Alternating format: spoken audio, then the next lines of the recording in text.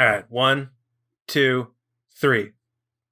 That was not okay. Good. No, it's okay. There's a little lag between the cameras. Welcome to the Utter Nonsense Podcast. My name is Matthew. And if you have not noticed, once again, we're not joined by my co-host, Max Menyuk. Max is currently hiding from the Yakuza in the Sahara Desert in a cave. So, Max, if you're listening to this on a ham radio, hope you're doing well, man. We'll see you soon. That being said, today I am joined by a special guest and co-host of the podcast that I'm very excited to have on the podcast. She is a pastry chef and owner of her own bakery, Madeline and Pearl, that does deliveries throughout LA County and Ventura County. She was written up this summer by the LA Times and Voyage LA. She was also on Chopped Sweets, I believe, last year. She also has worked alongside chefs like Wolfgang Puck, Kuniko Yagi, and no surprise, the best chef of them all, myself. We are joined by I'm stuttering over my words. We are joined by Nozizwe Malia, a.k.a. Lil Miss Cupcake, a.k.a. Young Cici, a.k.a. Cici Watson. Cici, thank you for joining us on this podcast. Yes, Matt. Thank you so much for that beautiful intro. That was You're amazing. welcome. I stuttered on every single one of your names, so it's okay. I was doing well, and then I was like tongue twister on the most important part. It was great. I know. It got to the Nozizwe part. I was nervous for you. Well, I've said your name 1,000 times, and then I was like, this is the first time now, and my tongue forgot it all. Cici, thank you for doing this. This is like, I think, our third or fourth attempt to get you on the podcast. And I think Max is going to be disappointed he had to miss this one, but that's okay. More question time for me. Thank you for joining, Cici. I mean, I'm very excited for this one. Thank you for having me. I know it's such a shame Max can't be here, but I know he's here in spirit. We'll get that going. You know, another year, another day. Yeah, he's here in spirit right now. So, Cici, we've known each other now. Yes, I'm here. Wow, it's been almost 8 years.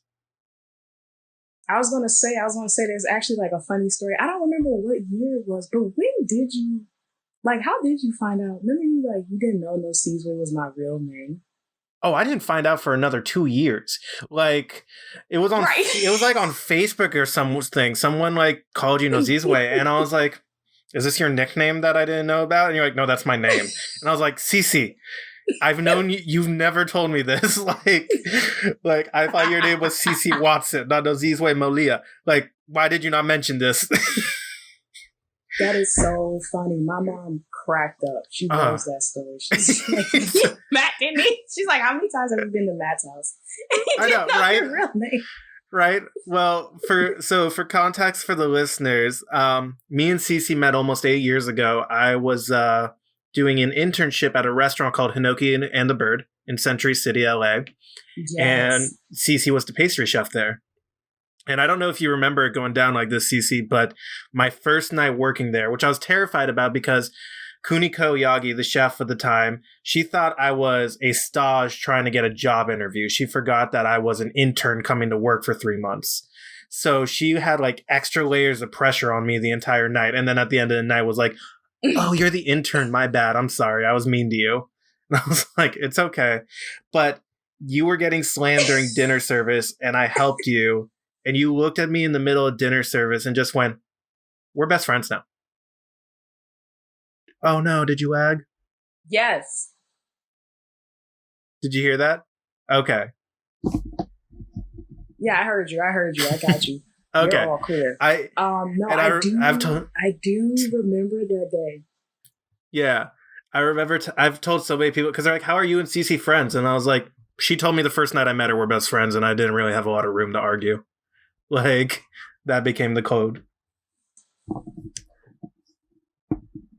That's usually how I do know I like someone. Like, something in me just says it. And we were killing that service. I'm not gonna lie. Like you said, I was slammed, as I always was, in that little corner. Yeah. Hinoki and the Bird was obviously one of the hottest restaurants in LA. So it was like super busy every weekend. Right. And I was every weekend. And they literally, like, they threw me in the jungle on my first day, and they were just like, yep, 400 by yourself. Have a good day. Yeah. So when you came and were like helping and just was like listening, you know how hard it is. The new cooks, sometimes they're not as nice or attentive. So you were. And I was like, I like Matt.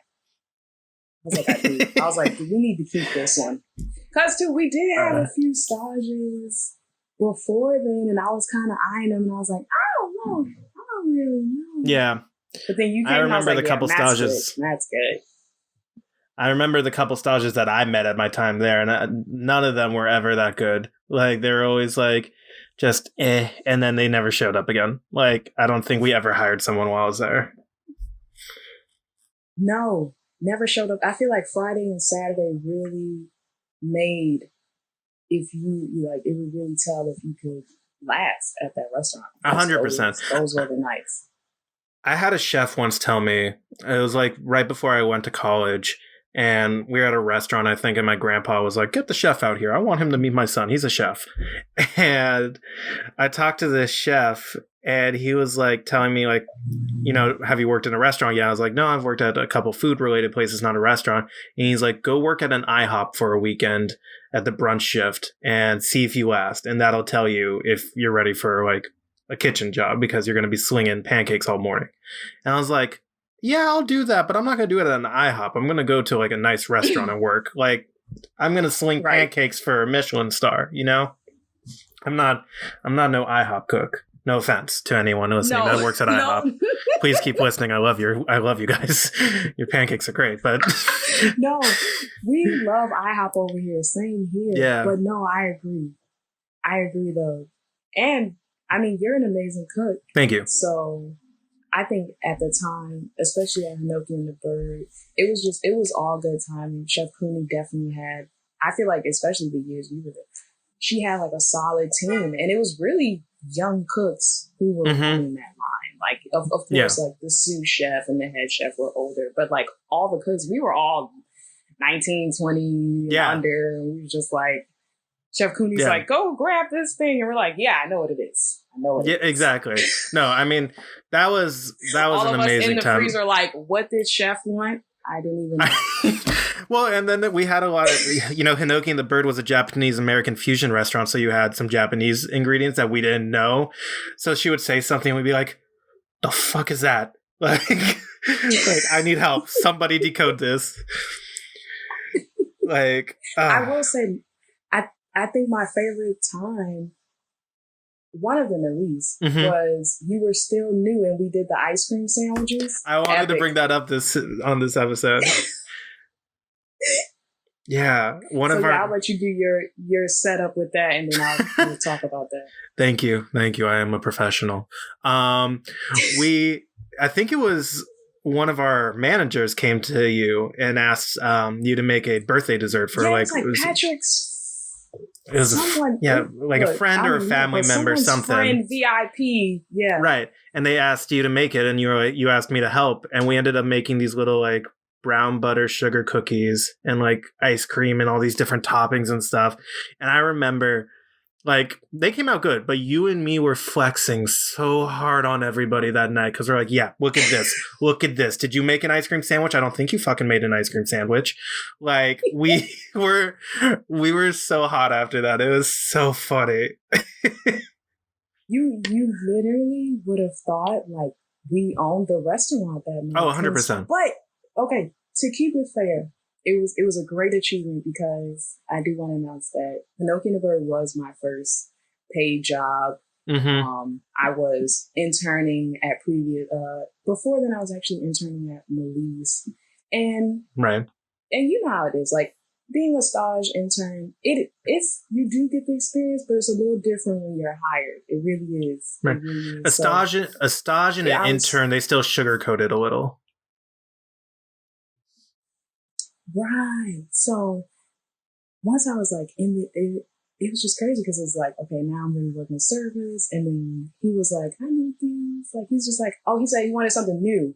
Right. And I was like, we were like, okay, we're going to do ice cream sandwiches. And whatever time we clocked in, maybe I had you come in early. I don't really remember, but we started the beginning of that day and finished right on time when it was due. We were like, yeah. Yeah. We had like 60 customers waiting for their food, but we were like, we got it. We got you. Here's your cookies. We got it. We did. And we did. And we had great flavors. What flavors did we do? I do remember the brown butter. I can pull it up actually because I posted it on my Instagram when we did it. And I don't post a lot on Instagram, so I could find it quick. Yes. But you're right. No one could tell us anything after that service. We were like, yep, we owned it. Ice cream sandwiches for the world. All right, here we go. So they were a trio of ice cream sandwiches, brown sugar cookies with mango sorbet with lemon brandy caramel. That one was bomb. Vanilla with a chocolate dipped cookie. Classic, simple, love it. Yes. And praline ice cream with fried salted rice crisps. That's right. It was like an open face. Oh, yeah. Here, I'll show it to the camera for those watching it on YouTube and not listening. Those are some nice looking ice cream sandwiches. And you had the chocolate writing down. You were able to do that chocolate writing so well. I was always impressed by that. I was able to get it done because those who know me and really know me know that my chocolate writing, yeah, I need to practice this year. Actually, I've been on hiatus. I'm so bad at it. I'm trash at it. It's embarrassing how bad it is. It's a skill. It's a true skill. It is.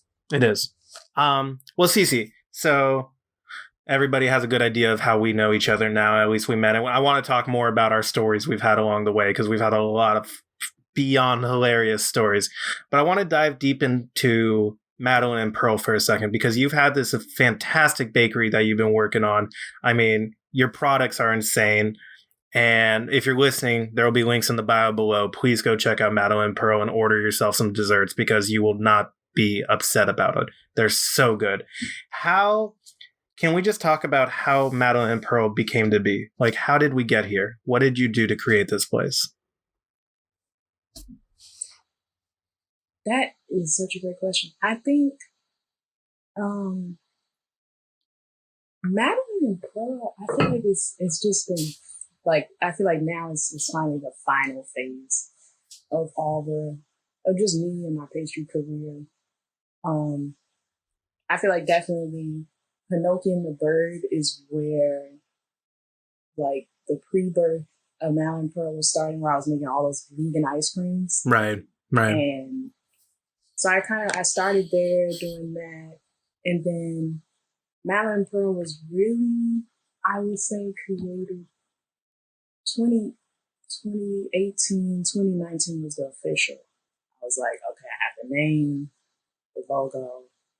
Right. I feel good about my training and where I've worked. It's 2019 has been a great ride. It's been a great ride. It's been a lot of baking. Like I've been baking since 10. So I think just with all of that practice, and like I said, working at these great restaurants under great pastry chefs, I was finally feeling ready. I was at my last year at Spago in Beverly Hills was 2018, October, November. So I was like, okay, what am I going to do now? You know, I was just feeling more confident about the business. I was ready to, on Instagram, there's so many bakers out there that's really putting themselves. So I was like, I need to, and I was already posting pastries, but it wasn't Madeline and Pearl. Yeah. So finally, I was just like, I'm going to do it. Madeline and Pearl is actually named after my grandmothers. My parents helped me figure out that name. At first, Mom was like, we'll just call it Ann Pearl. And then, because that's her mom. Right. And Dad came around. He was like, what about Madeline, his mom? So we were like, oh, Madeline and Pearl. And it's like elegant. It's a great name. My parents know me. They know that. Thank you. They know that I'm fancy. I would say fancy. I love Beverly Hills. I love Breakfast at Tiffany's, that type of style. So I was like, I want something elegant. I want something cute. It has to be in Beverly Hills. Like, I just knew. I was like, the name has to be like boutique-esque. I was just like, I know. And Madeline Pearl is perfect. It's perfect. I didn't put a bakery at the end of it on purpose because I do want it, like I do want it like that in the near future. I do want you to, maybe be on whatever road I get on Beverly Hills. You'll be walking by and be like, oh, look at a little clothing shop. Nope, full blown sweet boutique. So I went more with that sweet boutique type vibe because I'm a pastry chef and I love pastries. I don't just love one specific one. I love all of them. Yeah. I need cakes, pies, cinnamon rolls. It's your sweet tooth is crazy. Everything. It's ridiculous. I don't know. I feel like me and Christina Tosi, we can have a meeting on who's the sugar. Exactly. If you guys saw her documentary, she was pounding sugar down. She was eating it. And I was like, this is my type of chef. I was like, honestly, I feel like me and her, yes. Madeline and Pearl is definitely about just like elegance, gourmet pastries. 2019 was the official launch. Right. We started just offering more so to the public cookies, custom cakes. Right. And then slowly but surely, we tried a few restaurants catering breakfast pastries like croissants or muffins, little tartlets. That was going good. I would say the beginning of 2019 was great for that because it was like busy and I was like, wow, okay, I can do this. And we've just been moving forward since. It's funny, like, you know, in business, you always have to think about different marketing strategies. So I will reveal one of my marketing strategies when I got into Madeline and Pearl, because I was like, wow, how am I going to get my stuff to the people? So fun fact, I love to go dancing. I love dancing. And I just thought like, okay, when I go to these parties or whatever, like wherever I'm going to dance, I'm going to start bringing cookies and stuff or like, and really like promoting my business. And it worked. It worked. We're doing great. I mean, it's a great strategy. If I was at a party with you and you showed up with a plate of cinnamon rolls, I'm going to eat a cinnamon roll. Like, it's going to happen. Yeah, so I feel like 2019 was good. It was a very successful year, and it was really just about, honestly, I was just trying to see what the feedback was going to be. Right. For me, it's not too much worried about the customers and things, just like doing the right thing. Will everyone like it? And then going from there. So once I got all those steps, now it's like, okay, where can I make myself be seen now? Right. Which this year, the Chopped episode aired in March. Yeah. So that I feel like booming. I had no idea how. I kind of took for granted. I did take for granted TV and newspaper exposure because I was just like, okay, yeah, I'm gonna have fun. And then, like, no, people really read the newspaper and people really watch TV and pay attention and check it out. And amazing. Well, I want to talk about 2020 with you because 2020 for the food industry has been an emotional roller coaster, to say the least. And, you know, you had some insane highs come out of 2020 for your business, like with Chopped coming out. And then you had the write-up in June from LA Times, which was massive. I remember seeing that and was blown away. And then you got written up by Voyage in September. And you've had such big kind of milestone moments in this business. Have you seen a resounding effect from that? Like, has your business really been popping even more just because you've been getting those kind of acknowledgments of how well you've been doing? Yes, I feel like it's definitely helped. I'm noticing a lot more customers. I feel like for sure, like you said, the LA Times was really the big push. Yeah. Chop was like, you know, the intro was like, this is Chef Cici. Everybody just seeing, knowing. I saw that we were getting a lot of follows and a lot of like letters of how well everyone thought I did and congratulations. But LA Times was really like customers ready to buy. Right. We were busy. Yeah. We were busy. When that honestly, it was a surprise. It was a surprise email. I had no idea. And the email came in and I was just like, oh boy. And I'll actually, it's so funny. I'll reveal this here with you. Okay. I was actually out of town. Right? I was going to bring that up. It's so funny. So I was actually out of town. I was in Greenville, South Carolina, visiting Grandma Pearl. Yeah. And the email came and I was like, whoa, okay, they want to put the business. And everyone like, yeah, go ahead. I had no idea thinking about like orders. And when the article dropped, I was like, great, this is cute. You know, let's see what the people do. And before, actually, you know, I just kind of back up a little bit. Before that, like you were saying about 2020, it's been so stressful. I had actually been in a little funk. You know, I had actually went to Greenville to figure life out and just recenter and regroup and really just accept and understand what was going on for all of us in 2020. So in that moment, to have that blessing come in, I was just like, okay, I'm meant to do this. I'm meant to be in this pastry game, Madeline and Pearl, to this day. Yeah. We got flooded.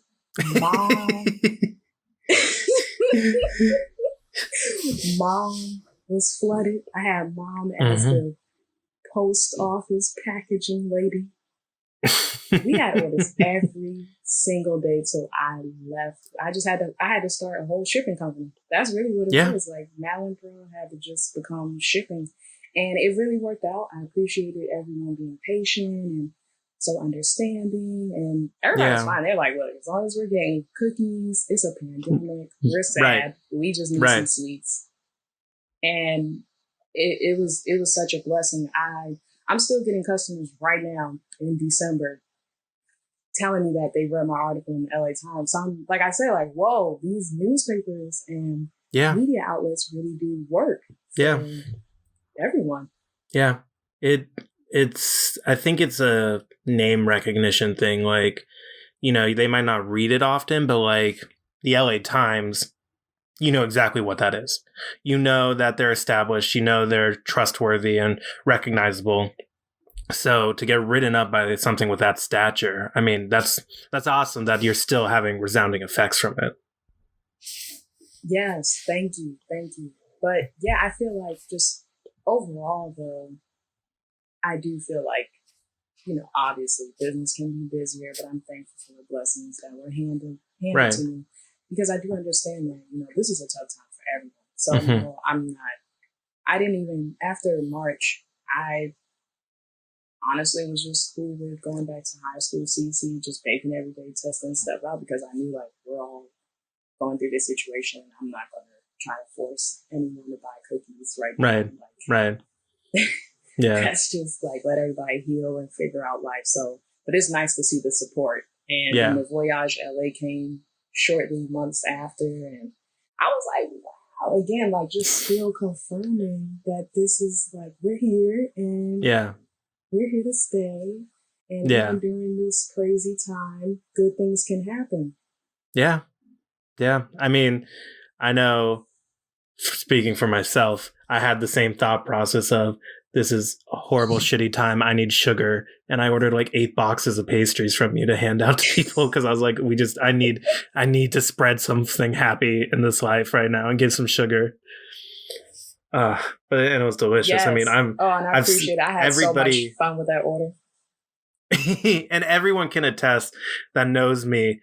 I will never shut up about Cici's cinnamon rolls. I am beyond obsessed with those cinnamon rolls. I mean, your birthday was actually like right before the pandemic this year, and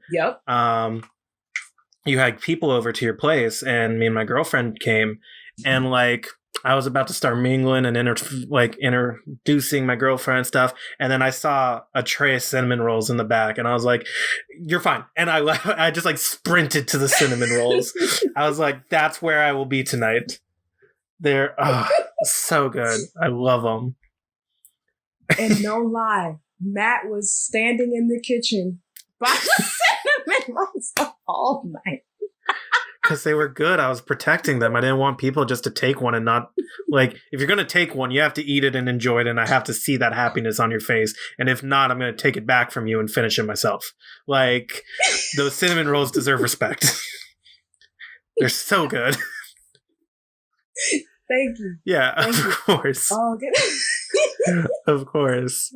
No, it's true. Matt was raving about the cinnamon rolls all night. I love a good cinnamon roll. I love a good cinnamon roll. Which funny, this year for Christmas, that was everyone's actually like Christmas wish from Madeline and Pearl this year was the cinnamon rolls. I don't know why or who spread the word about the cinnamon rolls, but they did. And this Christmas, everyone was like cinnamon rolls, cinnamon rolls, cinnamon rolls, cinnamon rolls. I think not one cookie order. I think cinnamon rolls, I didn't know this, but I think cinnamon rolls are like synonymous with like Christmas and the holidays because my girlfriend wanted me to make cinnamon rolls for Christmas. And I was like, why? And she's like, I don't know. They just sound really good. And then like her brother a couple days later was like, no, we did this every year for Christmas. We ate cinnamon rolls. Like that was what we did. So I was like, maybe that's just something everybody does that like I didn't realize is cinnamon rolls is kind of like a traditional thing to have during this time of the holidays. It's true. Actually, one of the customers who emailed me, they ordered cinnamon rolls for their daughter because they celebrated every Christmas. And I just discovered the same thing. I was like, wow, okay, so cinnamon rolls are being made during Christmas. It makes sense. I'm down with it. I'm not going to fight it, but I was... Me either. Yeah. So let's think where to go from this. Do you have, I don't want you to spoil anything if you have plans in the works, and you don't want to share this information yet, but with 2021 looming around the corner, is there a plan for Madeline and Pearl right now? Do you have a goal that you're aiming for? Is it just keep slinging pastries and keep, making people happy? Are you trying to expand? Do you have, because, for a startup business that is run solely by yourself and is so small and indie and, getting the support that it deserves, where do you go from here? Do you have a plan of trajectory? And I don't want you to tell anything if you have stuff in the works that you don't want to talk about, but what do you think is next for you? I think, what's next for Madeline and Pearl is venturing out to local cafes, restaurants, coffee shops, and actually trying to get our cinnamon rolls and certain signature items that I've been noticing that are really popular and that people really want more of. Sure. The ultimate goal for Madeline and Pearl is to be everywhere. Right. I want Madeline and Pearl everywhere. I would really like every grocery store, every corner. Yeah. Like the whole new how there's Hostess, then Madeline Pearl. Like I want it like that. So cafes and the coffee shops is the plan for next year. It was the plan for this year, definitely this summer when I got back from vacation. But obviously 2020 is still holding on. Yes, living up to its name. Staying inside, so yeah. It's really living up to its name. So I just stay cool. I feel like maybe there were, cafes would have been accepting too, but I just really want to stay safe. Mm-hmm. Keep it clear. Just keep the orders very small for now, and then, like you said, once things clear up a little more, hopefully 2021 we'll get more of the cafe, restaurant orders because those are going to be bigger orders, which will obviously need a staff, right? More transportation. Right. So we just want to make sure everything's safe when the time comes. Yeah, that makes sense. And this is why, like I feel like this is why our friendship is so strong. Is like, I think the same way as you. Like, I want Madeline and Pearl should be in every store that you can imagine. Like, I want to be walking down an ice cream aisle and see Madeline and Pearl vegan ice cream, with the logo on it. Like, yes. That's what I picture for your business, and it's like, it's perfect. I think it's a perfect way to incorporate yourself into this industry. And I think the cafes is a great tactic too, to try to, start, it's more word to mouth about your business. People are buying your pastries through a third party, and you're still getting profit. I think it's a great idea. I think it works fantastically, Yes. And, sometimes, everyone doesn't live close by. So I want to make sure, we're accessible. I know. So I think it'll be a nice start, We talked a couple days ago, and you we talked a couple days ago, and you were like, "I'm all the way out in Newbury Park. I drove past your house, and you live out in like Culver City and Santa Monica." And I'm like, "Oh my god, you drove past me!" And you're like, "I was like, why? Why? Who's?" And it's like, "It's an order. Somebody wants it." Like, right? They wanted cinnamon rolls. Yeah, everybody wants a cinnamon roll. Everyone wants one. I'm telling you. And funny story about that delivery. Yeah. They were done. I was home by 10 a.m., left early. Yeah. By 11 a.m., she actually emailed me saying that her kids were devouring the rolls. So I don't think they made it past the day I delivered them. I don't think Christmas saw the cinnamon rolls. I think they got ate up. That was a one-day relationship right there. That's amazing. Well, I'd like, we could talk about food forever. Like, I don't know how many people know this, but like a running joke between us has always been that you're my pastry wife, I'm your pastry husband. That like anytime we have a question regarding pastry, we text each other like, "What do I do with this? Give me an idea." Like we always bounce off ideas with each other. Yeah. So we could talk food for hours on this podcast, but I want to talk about some fun stories because we have had a boatload of stupid adventures. Oh my goodness. But most specific, yeah, you know exactly where I'm going. I want to specifically talk about when we went to Coachella because that was epic. That was one of the most bonkers fun times I think I've ever had, and it was such a mishmash of people. It was me, you, your boyfriend at the time. Max was there, our friend Dylan, friend of the podcast, and one of his friends. And I'm pretty sure, let's first just talk about Max, because Max loves Max, if you're listening, I know you love when I talk about you. Max. Oh my gosh. MVP we lost him 17 times. Like, literally, the last night at Coachella, I was by myself for the last night, actually. I don't know if you remember that. You guys were so the headliner that night was Calvin Harris. And you guys wanted to be up front. I was exhausted, and I was like, I'm gonna go sit in the back row with a slice of pizza on my. To go night. Oh, dude, I literally sat as far away from the stage as possible with a piece of pizza on the grass. Like, nobody bother me. I'm good right now. And I remember that's when you know Coachella has given you its all. Oh my god, so much. And that night, show ends. We go to our meeting point. We all, I always do when I go to a music festival, you create a landmark that's going to be your meeting point when you split up by the end of the night, because there's no way to find everybody afterwards. Like self-service is all junked up and you got to have a landmark. So we had two landmarks, technically. We had one, and then we realized that's everybody's landmark. So we changed it to a hot dog cart. And we meet there. And there's 5 of us, and we're like, "Where's Max? Like, where'd he go?" And it's like, he probably went to the original landmark. He probably forgot this one. Went to the other one. Nothing. We searched for like an hour and a half the Coachella grounds. Like, everyone's going home. The show's over. Like, everyone's gone.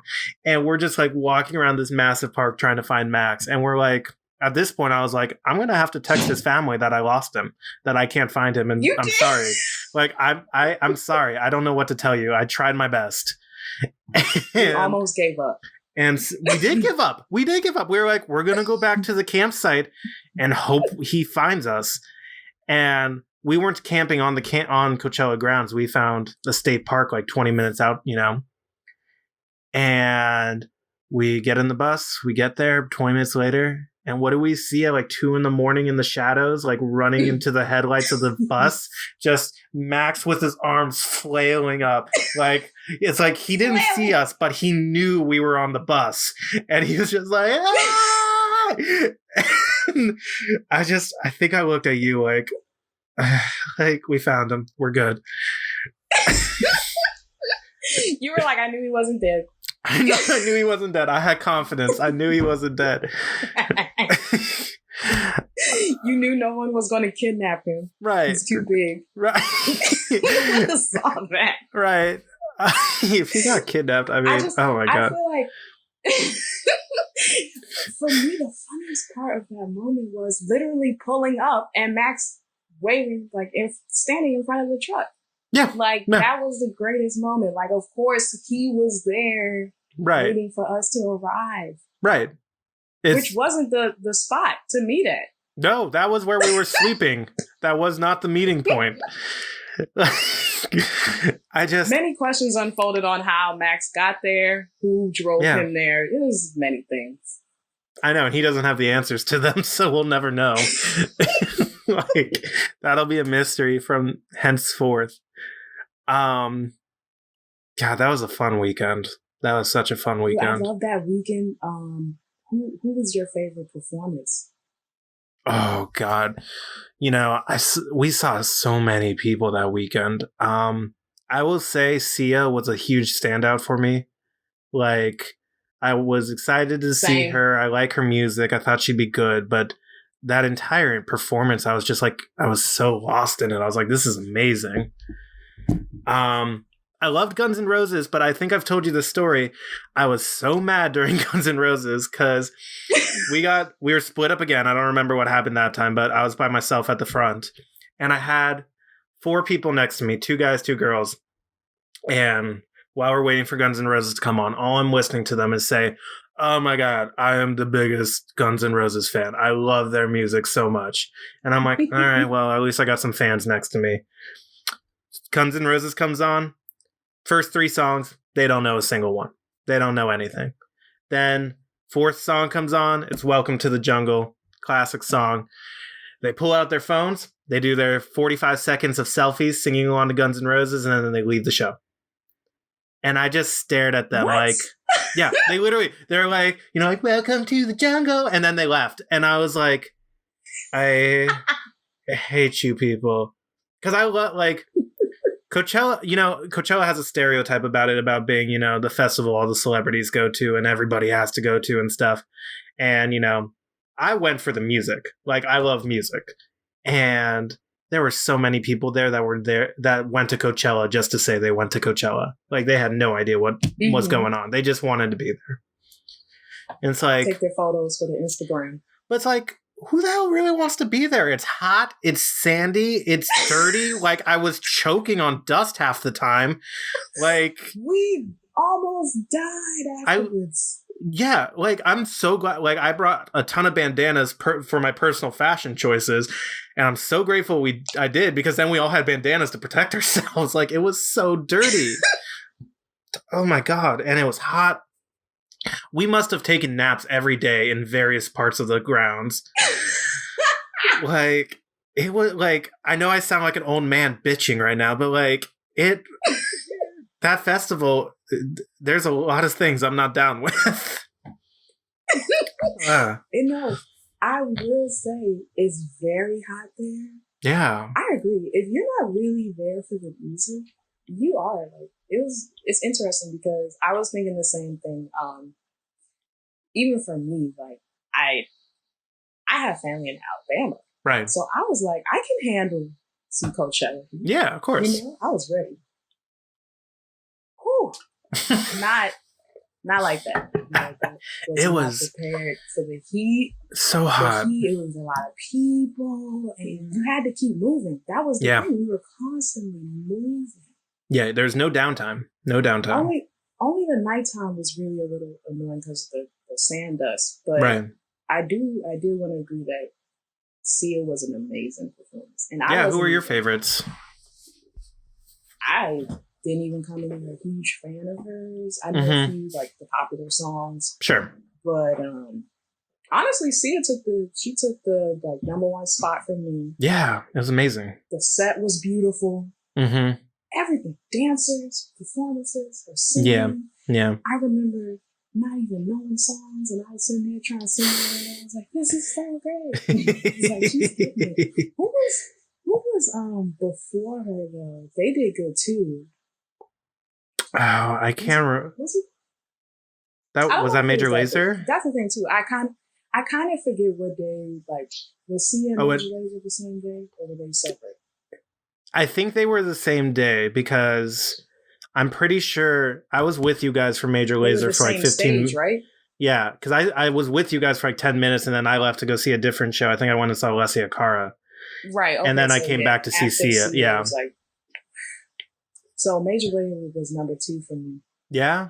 It was number 2. They amazing. Yeah, you guys were so in love with that show. I know. I remember actually hearing you saying like, "All right, I'm leaving now." Like, all right, Matt's gone. I know. I'm like looking for your guys' attention. Like, I'm leaving. Goodbye. And you guys were just like, you didn't even know I was there in the first place. Like, there was no reason. Oh no. Okay. Let me not even play. Okay, so Sia, Major Lazer, but really number 1, Max knows. It was DJ Mustard. Oh yeah, you guys were so hyped for that DJ show. DJ Mustard killed it. Let's talk about it. Yeah, that was why it was my favorite Coachella.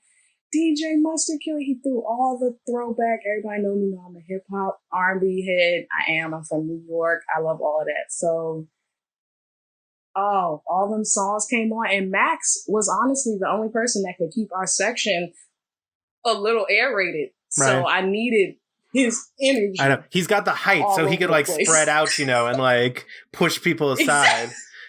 Exactly. That's exactly because it got wild in there. It got wild for Mustard. So Max was doing a good job at really letting them know, hey, we're here. See, we had 2 such different Coachellas because while you were raging at DJ Mustard, I was like zenning out at a Ibeyi, who are 2 French Nigerian sisters that play this like acoustic indie pop music that's based on their culture, and I'm just like swaying like this while you guys were like moshing to DJ Mustard. Like there was contrast. It was so true. I'm 95% sure you were with me for this show. Prav Stellar. Were you there for that one? Prav Stellar. They were the jazz, they were like the jazz house music band that like they had the live jazz band with them playing like DJ house music. Yeah, we did. We didn't go there together. They were great. I loved them. We were a little bit in the front for that one, right? Yeah, that's the one. That was the show Dylan got his phone jacked. Dylan, poor Dylan. Yep. Like the first night of Coachella, we're raving at that show. We take 15 steps out from where we were standing. Dylan goes, "Shit, my phone fell," and it was gone, instantaneously gone. Like somebody I'm pretty sure he was pickpocketed. I don't think it fell out of his pocket. Like, no, yeah, poor Dylan. Yeah, he was the first one to go with the phone. I know. Well, and did then Max lose his phone? No, it was just dead all weekend. It was just he just had a dead phone all weekend, and somehow him and Dylan stuck together the entire weekend. It's like we got the guy who doesn't have a phone and the guy who didn't charge his phone together the entire weekend. That was what it was. Those 2 were together. Yeah, and we were like, we can't reach them. Yeah, if we need them. Yeah, I know. I got another good story, and this is going to tie in funniness and food. Okay. Was it last year or was it this year? Holy crap. Max's birthday in West Hollywood. Last year. Was that? Oh boy. That was 2019. Okay. That was a great night. That was a stupid night, but a great night. And my favorite memory of that night. So Max's birthday was in February, and we went out to a bar to get drinks in West Hollywood, and then we all went out to this Italian restaurant like down the road, and then we took Max to the Abbey, which was I love that story because Max wanted to go clubbing, and it's like, we're going to take you to the most popular gay club in West Hollywood. You're welcome. Like, it was so much fun. But we're at this Italian restaurant. You and me are the food people there. Everyone else isn't food people. And they're, you want sparkling or still? So they got sparkling water to the table, and they drank a ton of it. And then the check comes, and it's, $50 for sparkling water, $20 for still water. Oh, the uproar. They lost their damn minds to this. And they're like looking at us like, are you, what is this? And you and me were just sitting there like, yeah, like this. Yeah. You thought this was free? You thought bottled water was free? You stupid. Like, no, I know. And I was thinking that too. I was like, these sparkling waters are coming by the rounds. Right. Yeah. I was like, we're just really spending it tonight, but whatever. And oh my God. Wasim, who was he's on the episode before you this week. He channeled his father so deeply in that moment. He became his father and was like, I need the manager now. And he got, kudos to him. He convinced the manager to take all the charges of the bottles off and give us free shots. I know, because it's true. Wasim was not here for it. He looked at that bill. He looked around at the table. Yeah. He said, "Oh no, we need some adjustments." Yeah, he's like, I was nervous for him because I was thinking the same thing. Like we were all just sitting there, and I'm like, "They charge for sparkling water." So he was upset. I was like, "There's no way." I was like, "Okay, I can see the manager, maybe 2 bottles cutting off." Yeah. No, Wasim put his hand down. Yeah, no, that was. I'm going to sit inside your restaurant until you take this off my check. Like, I'm not leaving. Like, and this is why all just sitting at the table too, like, oh. And I don't know if I've told you about this. I have a created blacklist of who's not allowed in my restaurants. And Wasim is like him and his entire family are number 1 on the list. Like, I'm not about to deal with that. Like, you're not dealing with this. Like, you're in. You're fine. I ain't worried about you. You're welcome in anytime. Everyone who's been on the podcast up to this point, they're not allowed in. I know them too well. I'm not dealing with their crap. Like, this list will be legit. Like, oh. Yeah. No, that night was really, but you know what? Now that you said, now I'm kind of questioning, like, was it this year? I don't know. 2020. I know. That's what I can't remember. I don't know what. We will return to your scheduled programming shortly, or we are currently experiencing technical difficulties. And we're back. Sorry about that technical glitch.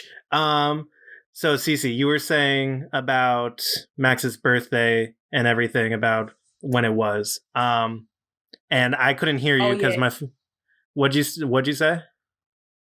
Oh no, I was saying I was trying to figure out if it was this year or last year because I was saying I actually don't remember now because you said February and I'm like, Yeah, no, it was. I pieced it together because I heard a little bit of that. It was last year because, and this is the reason I remember it. My girlfriend at the time, when I had tried to ask her out, I was supposed to go out with her that day before Max's bachelor party, and then it ended up getting rescheduled. So that was 2019. So it was before me and my girlfriend were together. So it was 2019. I can attest to that. Okay, perfect. Yeah, Matt's birthday. That was a beautiful day though. I remember getting off work and just like I don't remember what bar we met up at, but that was really nice. Yeah, I thought it was really funny. We went to 3 places. The Abbey was hilarious though. Oh my God, Cici, I lost you in the first 2 minutes. Like listen. We got to the Abbey and I was like, Cici drove us. How did I lose her? Where did she go? Like, you just vanished. I had to disappear. I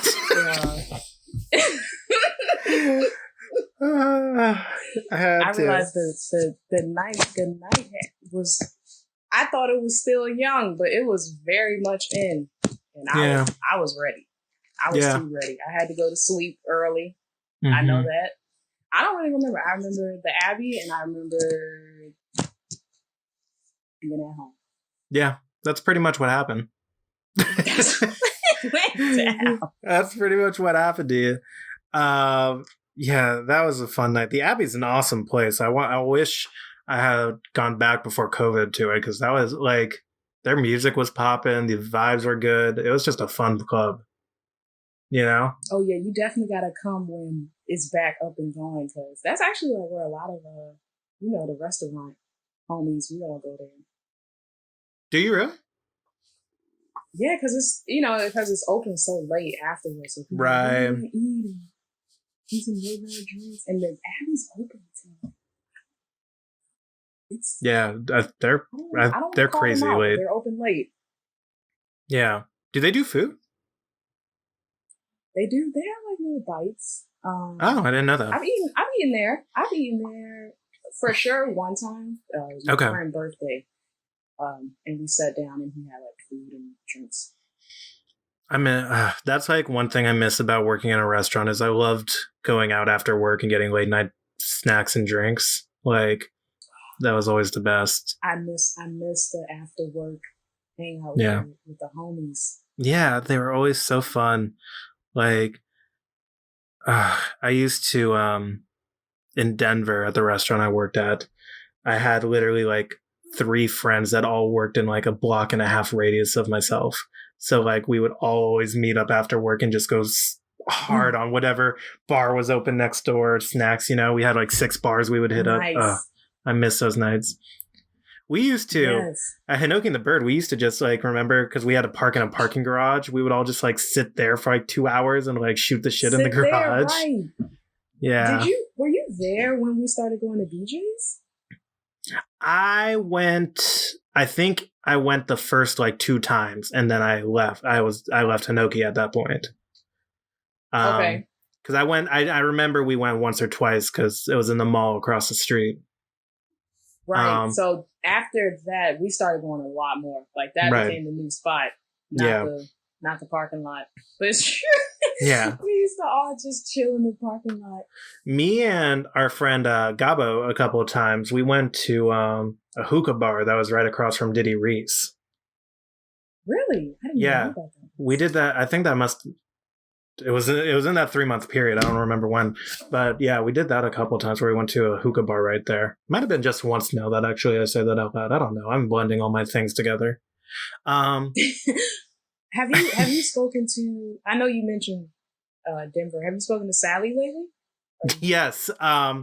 Funny enough, I don't have it in my room right now. Me and my Denver friends, we did a Secret Santa this year. And nice. Sally got me, and she got me a drone. So really? I've been playing with that in the backyard the last 2 days, like trying to fly it. And so I've crashed it like 10 times. I'm curious. It's terrifying. Those things are terrifying, dude. They sound like a real plane is in your backyard. And if it gets like 10 feet near you, you're like, nope. Like it's scary.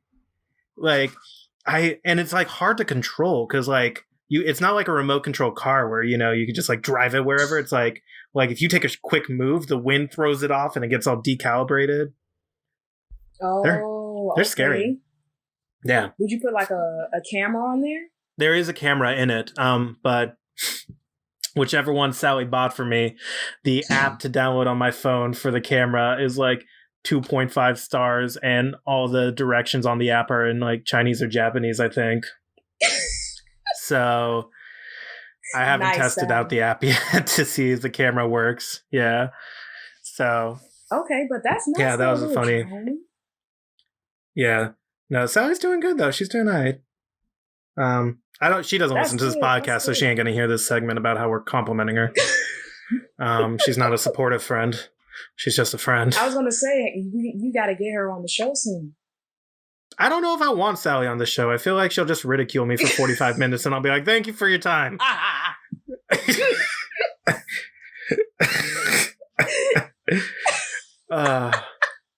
God. Okay, so Matt, I got like a food question for you. Oh yeah, hit me.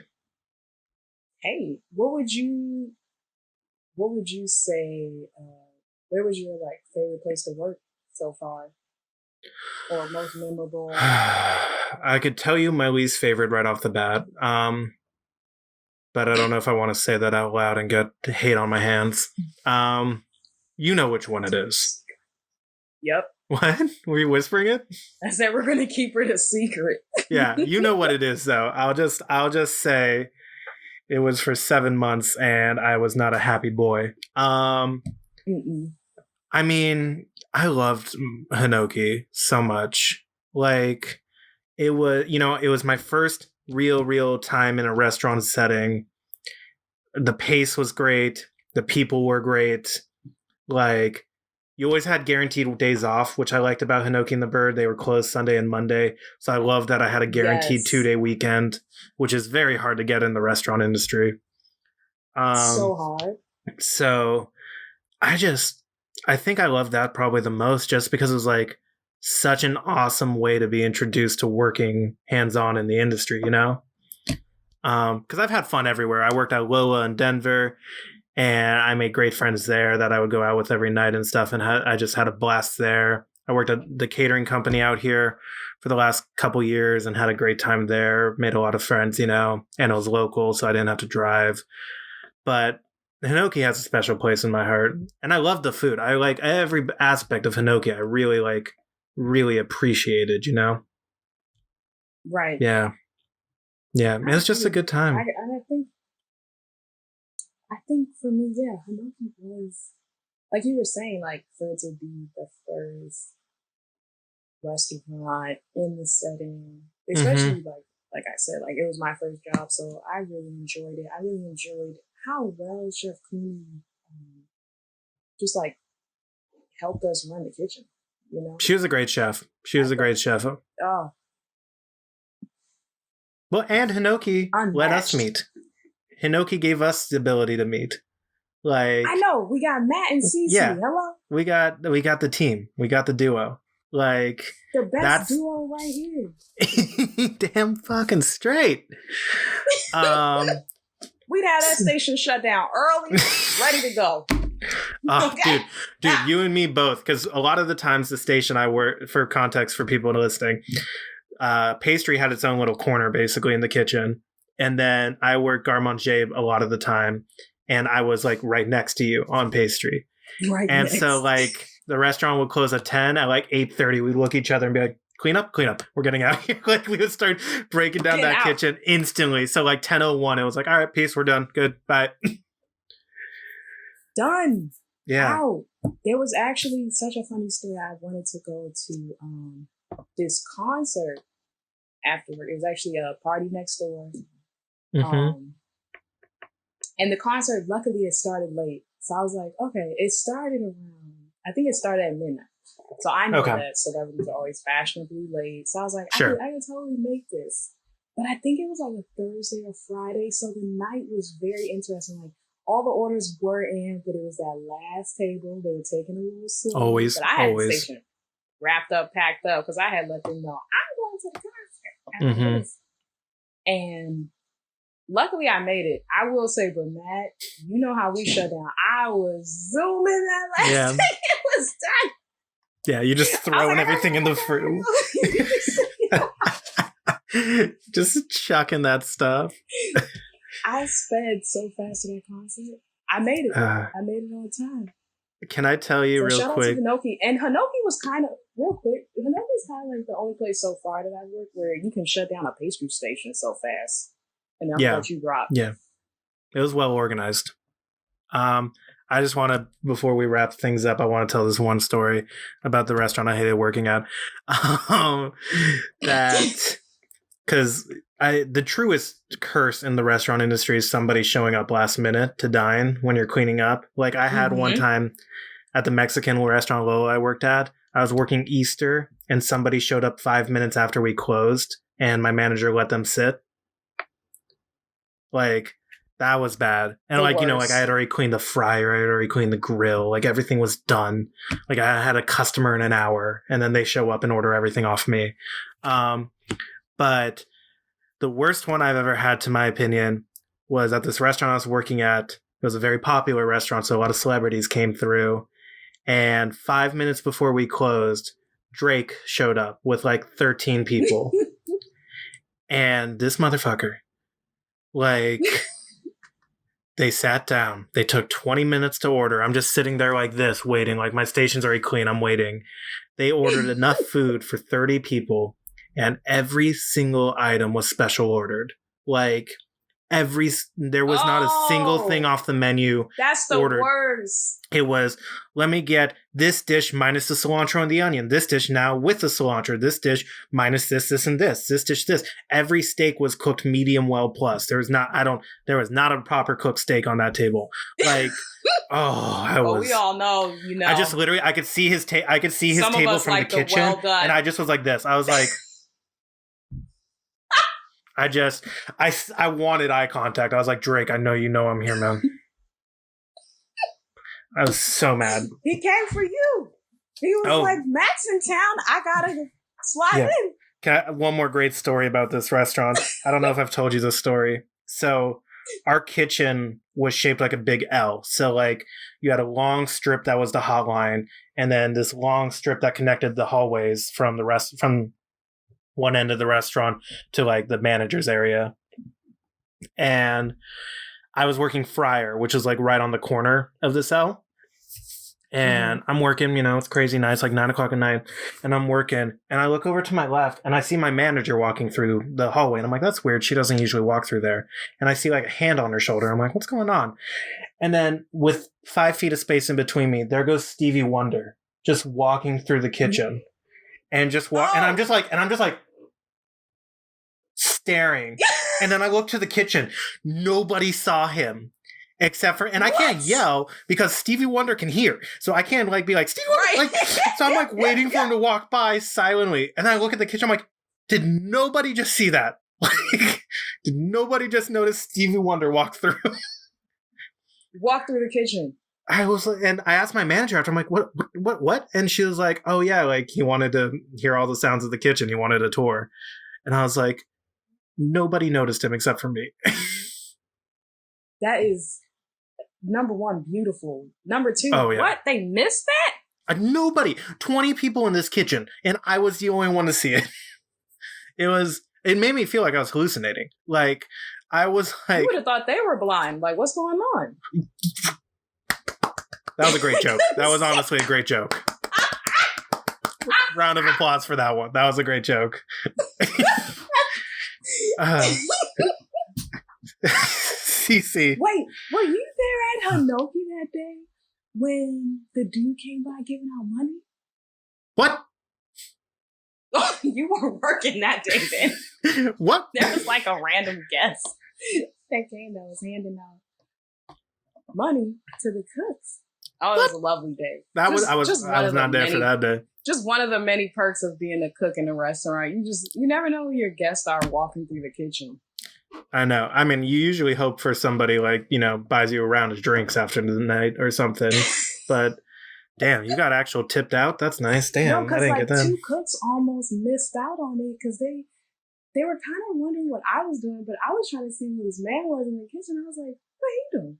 Yeah. And then I kind of saw him hand something off, and I was like, wait, does he have gifts? That's me, guys. Okay, one thing about Chef Cici, always gotta see what's going on. Yeah. And I was like, what is he handing out? Do I know what's going on here? Shown, yes. He was giving out money. Was he anybody, or was it just a random... No, was it just a random dude? Just a nice, wealthy guest coming to help the cooks out. And some of the other cooks were like, hey, where'd you get that from? I was like, you better catch him down there. he leaving. You want your tip. You better go. No. The only thing I ever did at Hinoki, and I think I told you this in the moment, in restaurant industry, depending on which restaurant you work, you're not supposed to interact with celebrities if they're there. They're there to dine. You're not supposed to harass them. And I worked at the restaurant I hated actually had a very strict policy. Like if they caught you, that you were fired. Yeah. But at Hinoki, we got a good amount of guests. I mean, when I was cooking there, Anne Hathaway came in, Andy Samberg, Randy Jackson, there was a ton of people. And there was this comedian. I don't know if you remember this. Tim Minchin. He's an Australian singer and comedian. And I'm obsessed with him. I've loved him for years, but I didn't think he was that popular in the States. And he was there with his wife. And I was like, how is this possible? Like, this dude's amazing. And I was like, he went to the bathroom and I was like, I'm going to be that guy. I have to shoot my shot. And I had someone cover me and I waited outside the bathroom for 5 minutes. And he walked out and I'm like, Mr. Minchin, Mr. Minchin. And he's like, hey, how's it going? He talked to me for like 10 minutes. He wished me, he asked about my career so far. He's like, best wishes to you. I think you're going to do great. I was like, I was so excited. And I came back in the kitchen and you're like, who'd you talk to? I'm like, Tim Minchin. And everyone's like, what the fuck is that?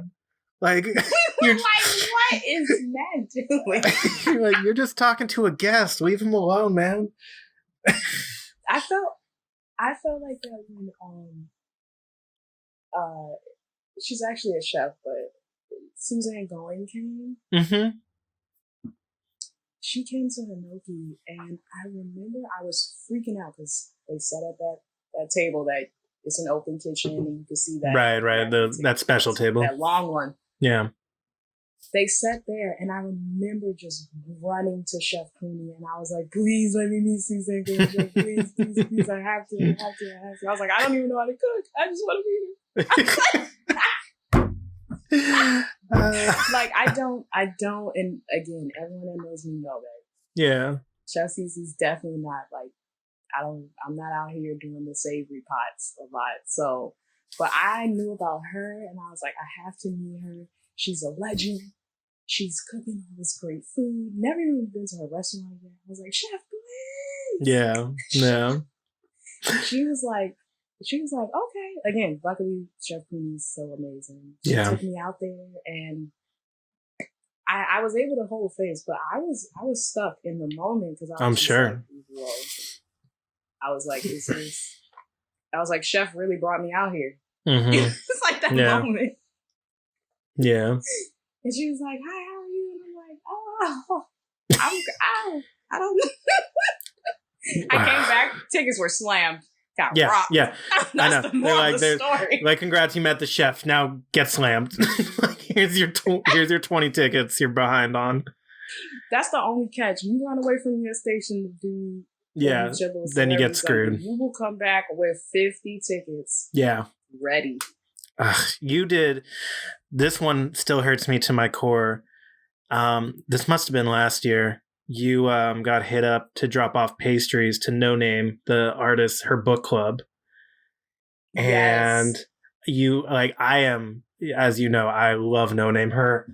You can't see it on my wall right now, but her record is up there. And like I'm obsessed. I love her music and I love her. And you hit me up like, you want to come do this with me? You want to drop off pastries to No Name? And I was like, yeah. And then I like looked at my calendar. I was like, I have back-to-back weddings to work today. I can't come. And I literally was like, I was so grumpy that day. And everyone's like, what's going on? I'm like, don't talk to me. I'm mad. I'm not supposed to be here right now. I know. And it's, again, Matt really does, when he comes to the festivals, he sends everyone like a list of all the artists. So I do my homework. Situated and know what's going on. So no one pulls up to a show and be like, why did Matt bring me here? I don't even know who this person is. No, you knew, you received the message. And No Name is always on Matt's playlist of any festival you were going to in those times. So I just, when I saw the email that said No Name and pastries, I was like, I need to text Matt because it was that was on that list. It was on the list. It was on the list. I listen to so much music, but No Name always just, like, No Name is so special in my heart. Her music's so incredible. But yeah, you're right. Like, literally every festival I've gone to, I listen to every single artist on the lineup. I listen to at least 3 songs to give them a proper judgment. I have a list that's like, have to see, definitely got to try to see. Yeah, they're all right. These are and you're not going to see them in your lifetime. Like, I have, it takes me days, and I listen to it, and oh my God, I have to find those notebooks of lineups I've listened to. It's so stupid. I even did it for festivals I wasn't going to. I'm like, you never know. Like, really? Okay, so yeah, I didn't know that part. Yeah, I've done it a couple of times for, like, I think the year we went to Coachella, I think there was a point in time where we talked about maybe doing a different festival. Like, we talked about Lollapalooza or something. And I was like, I gotta be prepared. So I, like, did it for them too. And I was like, didn't have to be prepared. Like, that was too much. What's your next festival are you looking forward to God, attending? one that lets me in and I can be safe. Like, that's what I'm looking forward to, dude. I mean, I just want to I haven't been to a concert in 9 months, which and I got lucky. I saw a concert a week before LA shut down, like in March. I saw Tame Impala at the Forum. And I realized this is the longest in 7 years I've gone without seeing a live show. Right. And I'm just like, I would love to go back. I'd love to go back, and I'd want you to come with me. Outside Lands in San Francisco is still it just holds such a near and dear place in my heart. It's a beautiful festival in Golden Gate Park. I'd love to go there next year if the world allows us. Right. But right. Who knows? I had a feeling you were going to say Outside Lands. That's so funny. That is nuts. Yeah, it's like home to me. It's like I've gone 4 times. I know the entire setup of the festival. I have my situation where I stay in Berkeley because I love Berkeley. I know the food scene in Berkeley. I can find a nice place there that's cheaper than San Francisco. I got the train back, and I have it all mapped out. It is to a T what I do. And it's just so much fun. It's like, Coachella was so, like we talked about, Coachella was so stressful. You had to keep moving constantly. Outside Lands is like, nah, there's a nice patchy hill. Go sit there for a few hours and do what you want, Right. And it's such a fun festival. I love that place. My favorite festival of all time was Cow Jam, the Foo Fighters one I went to in San Bernardino. Okay. That was just incredible. It was 2 days in San Bernardino. Like, all my favorite rock artists were there. Like, we camped me and Wasim camped on the grounds, and like everybody that was surrounding us was awesome. I'm still friends with a couple of them. Like, literally, I talk to one like almost every day. Like, we send memes to each other and stuff. Oh, wow. Nice. Like, we literally, so the grounds we were at, I can't remember what they're called, but they have a water park on the grounds, and you had access to it if you wanted to, if you were camping. So since we were camping, we had access to it. And me and Wasim and our few new friends were standing in line. And then I look up, it's like a staircase up the slide. And I look up, and 3-4 people in front of me is David Grohl from Foo Fighters, like with his kids, like talking to everybody waiting in line for the water slide. I was just like, what? Like, did you cut the line? No, you think everyone was gonna let me cut, like I'm the only one that noticed he was there? Like, no, that dude was hammered with people around him. Yeah. That's wild. Yeah. We gotta get you on one of these stages though. I would love to see just Matt get on the stage with what, to start raging on celebrity choices. I don't know, do a mosh pit or something, man. A dream job of mine is to curate a music festival. Like, I would, if I could get the best food. Oh my God, yes. So much good food, so much good music. I would, like, I've told my girlfriend, like, if we do wedding plans, I am involved in the food, the music, and the cake. And to your knowledge, I'm pretty sure you're already hired. Like, I already got 3 you, Sally, and my friend Missy. I have you 3 already on standby. That I'm like, you 3 collaborate, figure it out. I trust you. Just do it. Like, here's the money. Right. Yeah. That's all I care about. Yeah, Matt. Yeah. Okay, so we gotta get Matt. We gotta get you a music festival in the near future. I would love to see that. If you can find me a job like that, sign me up. Yes. I'll do it in a heartbeat. All right, Cici, we got to bring this to an end. This has been an awesome episode. Thank you so much. This has been great. Thank you so much for coming on here. Like, this has been awesome. Thank you for having me. I'm so glad we can finally get something going. I'm sorry, Max, if you're listening still, I'm sorry you couldn't be here for this. I know this was one you wanted to be a part of. Cici, is there anything you want to promote, plug? The floor is yours. Follow us at Madeline and Pearl, Instagram, Facebook. My personal Instagram is Cupcake Money. And then it's just MadelineandPearl.com for the website. We will be back taking orders January 7th, 2021. We are currently on holiday leave. It is beautiful. So yeah, and just stay tuned. Much many, many new things coming for the new year. Seriously, guys, if you want to have some amazing pastries, please go check out Madeline and Pearl and follow them on Instagram and support them.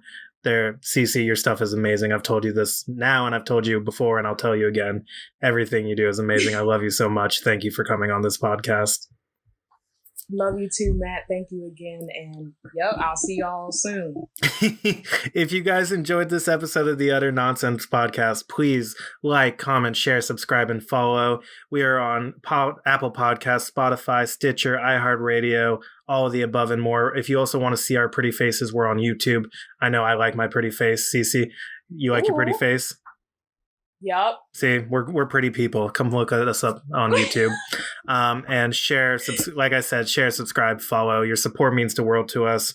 And catch us next week on the next episode. Cici, thank you again. And all right, thank you. And Max, if you're listening still, I mean, come back, Max. You heard it here first. You heard it here first.